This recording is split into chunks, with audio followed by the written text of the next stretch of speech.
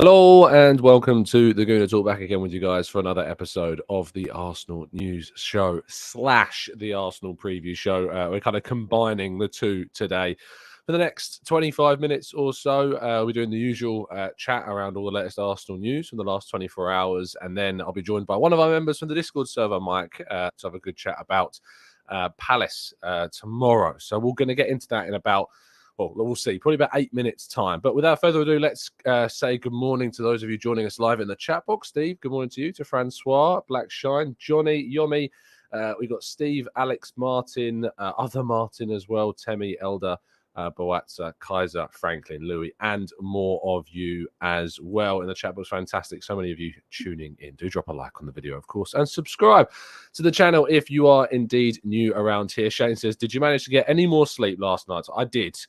I went to bed at about, I think we went to bed at about 8, and then stayed awake, to be fair, until about 9:30, 10-ish. So yeah, a solid 8 hours or so last night, which was very much needed. I'm going to be up late tonight. As I say, I'm out in London this evening at a sub-focus gig, so I'm not going to be getting to bed until about 2 a.m. once again, and then straight across London the next morning for the Palace game tomorrow, which we'll be talking about, as I say, in a little bit. But thank you for asking, Shane. Much appreciate the kind consideration. Do drop a like. Do subscribe if you're new. Let's get on with today's stories. First of all, Newcastle last night basically left it very late to put the pressure on the top four. Alexander Isak, it seems, is coming good for them at the right time. Of course, Arsenal will travel to Newcastle next month in a run of fixtures that includes Man City, Chelsea, and then the Magpies. But that win means that Newcastle have closed the gap to fourth place Spurs to just 1 point, and they have a game in hand over Arsenal's North London rivals. So that certainly is one to keep an eye on. Spurs, of course, will play this weekend and open up that game gap to 2. So it'd be very interesting if Spurs drop points this weekend. Arsenal's under-21s unfortunately lost to Palace. Their form continues to slip and dip, which is frustrating ever since January, when we lost a number of our key kind of players in that under-21 squad. Keeler Taylor-Hart, Taylor Foran, both leaving. Billy Vigar as well moved on. It seems since that January exodus of players that left on loan, Arsenal have suffered somewhat, even with the likes of Mario Koja-Dubry, Lino Souza, etc.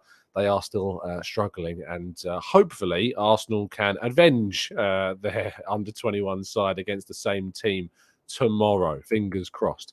Now, Arsenal have made a signing. Jodie Taylor has joined until the end of the season. She actually was a former Arsenal player between the years of 2016 and 2017. Importantly, she is a striker.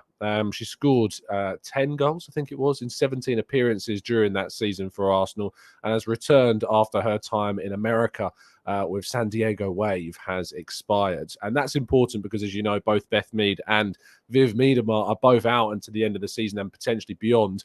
Arsenal were struggling a little bit for goals, even though Blackstenius had done a really good job up top. It's good that we've got Taylor in now until the end of the season. So that's good news, and hopefully Jonas Eidevall can use her to the best of her abilities up top in the Arsenal team.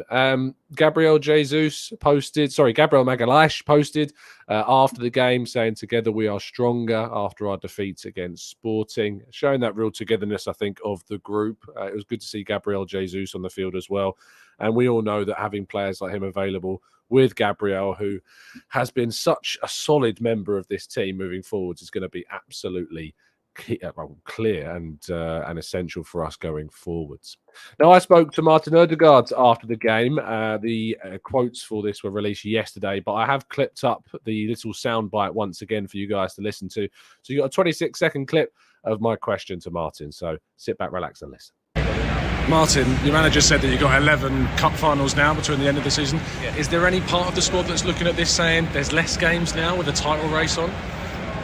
It's obviously less games, but as I said, we wanted to do something special in this competition, so it's disappointing, but also, like I said before, it's straightforward now. We only have the league to focus on, so we have to make the most of that and make sure we finish well.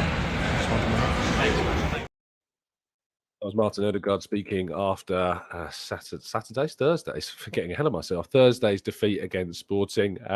It was interesting to ask the question around whether or not having less games was a benefit. And yes, of course, you get the expected response of it being a disappointment that they're out. But I think that it is potentially a bit of a benefit for us not being in that competition. If we are going to be going to push for a title, there are pluses to it. I would have liked to have progressed. I would have liked to get through. I would have liked to have won it, of course. But I think you've got to look at the positives of this as well.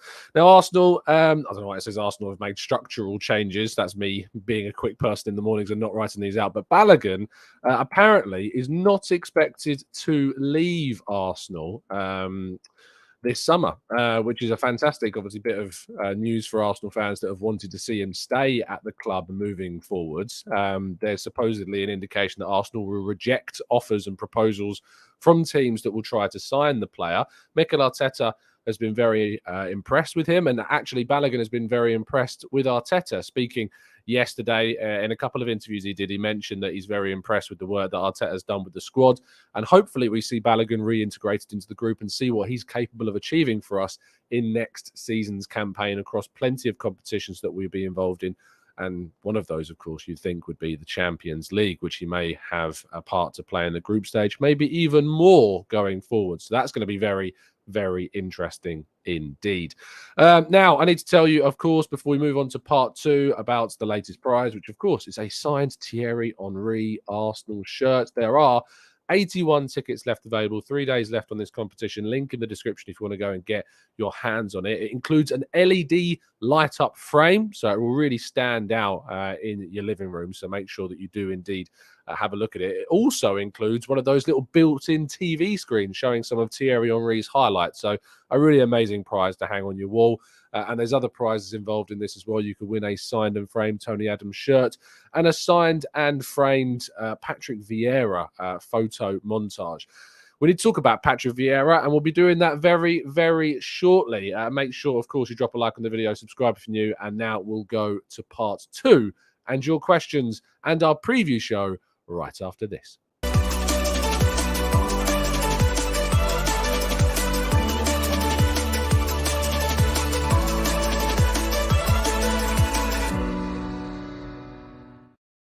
Seamless moving to the second part of today's show. Let's introduce you to our guest that's been very, very kind to join me for 2 morning shows in a row. It's Mike. How you doing, Mike? Oh, you're mute. It was nearly seamless. Just click the mute button. There we go. Lovely stuff. Have you clicked it? You're on mute, Mike. You're on mute. There he is. He's realised. Here we go. There we go. How are you doing, my friend? You good? Yeah, mate. I'm sorry. That's all right, fellow. It happens to the best of us. Trust me, I've done it a million times. Yes. You're a keen bean on these morning shows, mate. Joined me yesterday, joined me today, but I really appreciate you jumping on to have a chat about tomorrow's game. How are you feeling about it? Good. I'm getting over the traumas of the other night and sort of trying to put the rational head on about things, life, the universe, and everything. And I'm actually feeling quite positive about going forward now. I think disappointing though it is not to be battling on 2 fronts. The reality is that we set up a squad that was, as a minimum expectation, going to hit Champions League, and we're battling for the Premier League. And that's got to be good, whichever way you slice it. Yeah, I think that you have to look at the positives. That's what Odegaard. That's why I asked him about that, because I think that that's the way in which you have to focus on it. There's 11 cup finals now between here and the end of the season. This is the first one. You want to get off to a good start. We did suffer some frustrating injuries. Tomiyasu could be out for the rest of the season, is my understanding on that, which is a really frustrating one.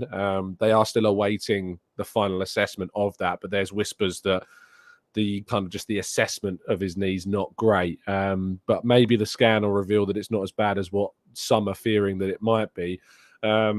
But then, of course, Saliba being potentially out for a little bit as well. We don't know. As I said, after the game, I saw him walk through the mix zone. He walked fine. Like, it didn't look like he was... I mean, Tomiyasu came out on crutches compared to Saliba. So that is obviously very different. And they only described, I think Arteta said it was discomfort. It didn't look like he was pointing to his back when he was leaving the field, which, if it's just discomfort, you'd hope it's not too bad of an issue and something that maybe could be rested. But would you, even if he, say, trained this week, would you even consider starting him?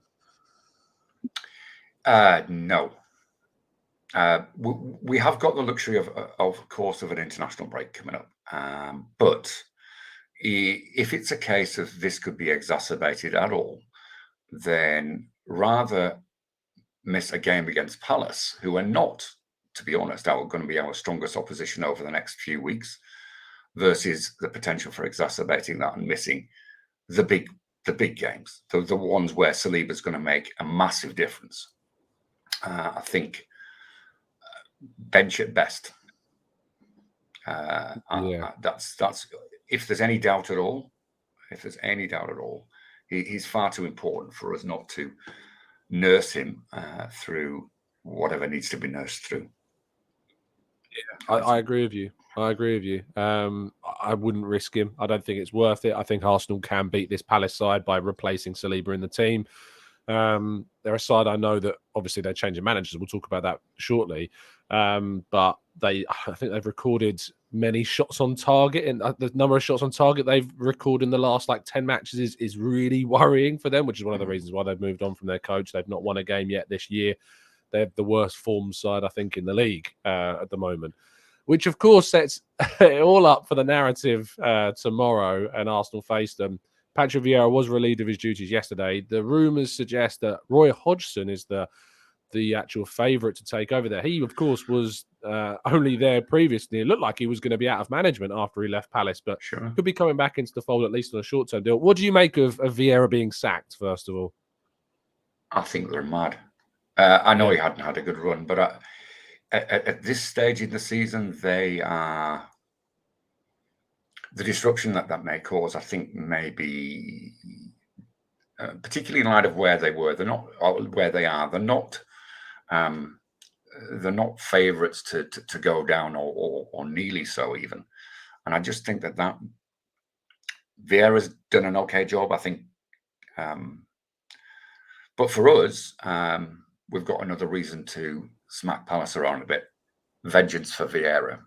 Vengeance for Vieira. Yeah, I think you might hear a few Vieira chants. I think so too. Ringing around the Emirates Stadium on Sunday. Now I'm going to read a lineup to you, Mike. Sure. Here's the lineup: Petr Cech in goal, Hector Bellerin at right back, Laurent Koscielny and Mustafi at centre back, Nacho Monreal at left back, Mohamed El Neni at DM, Ozil on the right, Iwobi on the left, Xhaka and Wilshere in the middle, and Lacazette up front. Why do you think I've read that out to you, Mike? Because that's probably the best indication you could give about where we are now as to where we were. It is a long way. It's also the team that played for us the last time we beat Palace in the league at home. Isn't that interesting? Wow. Yeah, so 2018 in January, we won 4-1 with goals from Nacho Monreal, Alex Iwobi, Laurent Koscielny and Lacazette. We scored all 4 of those goals in the first 22 minutes of the game in a 4-1 win. Kind of a crazy start. You talk about Arsenal starting quickly. That's the definition of starting quickly. Absolutely. But since then, Arsenal's record against Crystal Palace has not been good. We've drawn 3 and lost 1 of the last 4 games we've played against them at home, if I find them on the screen here. Yeah, so in 2019, we lost 3-2 at home on the 21st of April. And then in October of 2019, we drew 2-2. In January of 2021, we drew 0-0. And in October of 2021, we drew 2-2 as well. Now, that game, that 2-2 game back in 2018, the 3-2 game, I think it was in 2019, we saw in that game, I think that was the one where Xhaka stormed off, if you remember famously. A really fateful day, an unfortunate game for him. But I think, obviously, if you're going to talk about Crystal Palace and Xhaka, I mean, what a turnaround we've seen in him since that day. A different animal completely. Not only in terms of him as an individual and a football player, but also in terms of where he fits in the team. He's a true leader now. He's a machine in terms of what he contributes. So quite remarkable, whichever way you slice it. It's a joy to behold if you're an Arsenal fan, and not if you're not an Arsenal fan, because he's ruled many a game. Yeah, he's not particularly well liked by other supporters. You know that whenever he gets on the ball, whenever he's announced in an away ground, he's booed every single time. It was the 2-2 that it happened in the 2-2 game where Socrates scored. And I think Socrates scored to make it 3-2 until VAR strangely ruled that winner out towards the end of the game, which was, I was there for that. And that was the first time I'd ever experienced as a fan VAR ruling out a goal when everyone had gone mad and celebrated.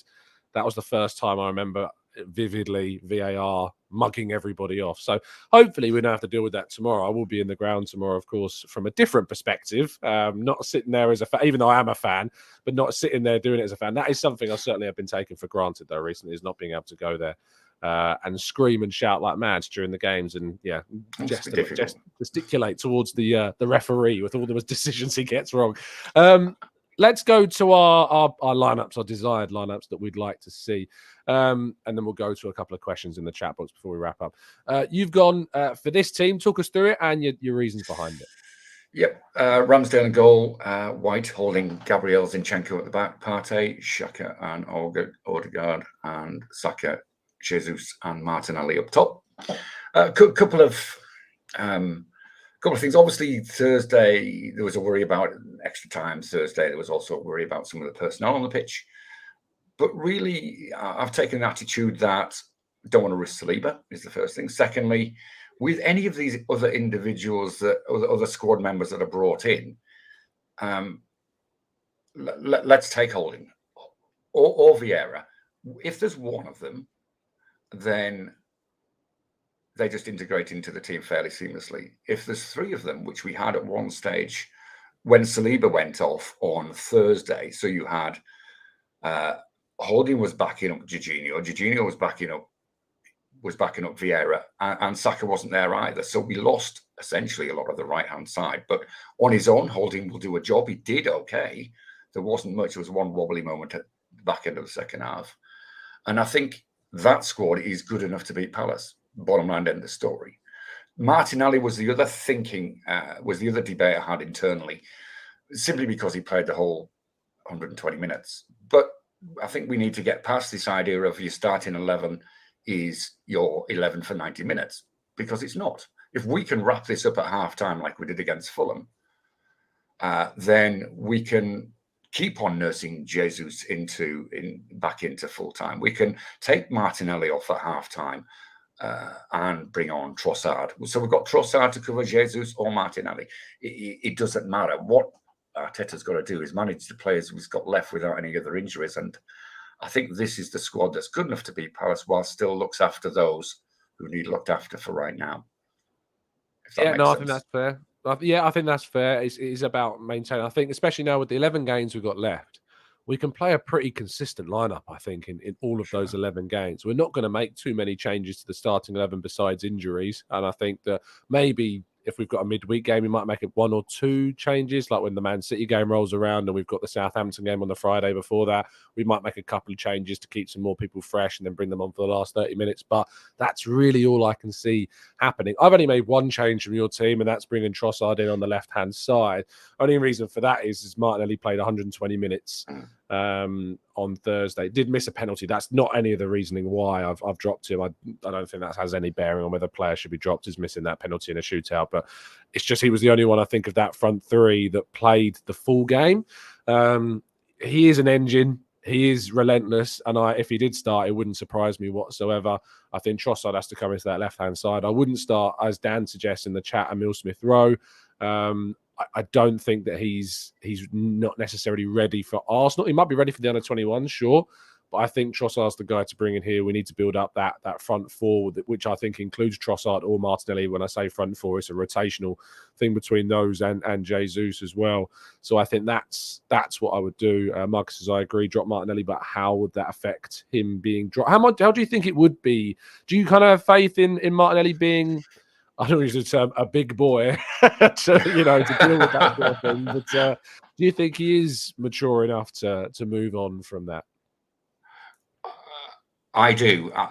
I'm hoping it's a Saka situation, to be honest. That subsequent to Saka's nightmare moment, he's just gone from strength to strength to strength. It's been part of his part of his building, part of his development. And I'm thinking Martinelli will be so up for this. If he gets on that pitch, I think he'll be ready to repay.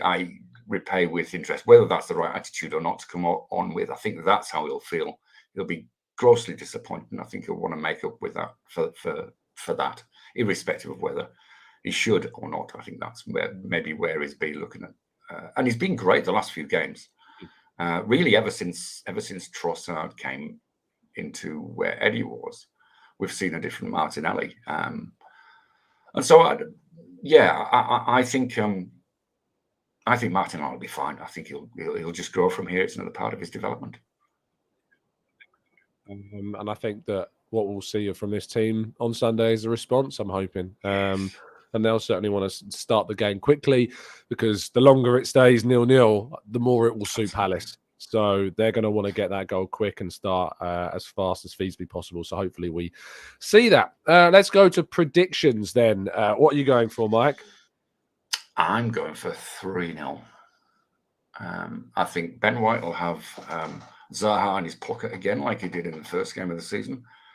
I think Palace are dreadful in front of goal, and the back four will be keen to get another clean sheet into the belt. And I think up front, it's JG's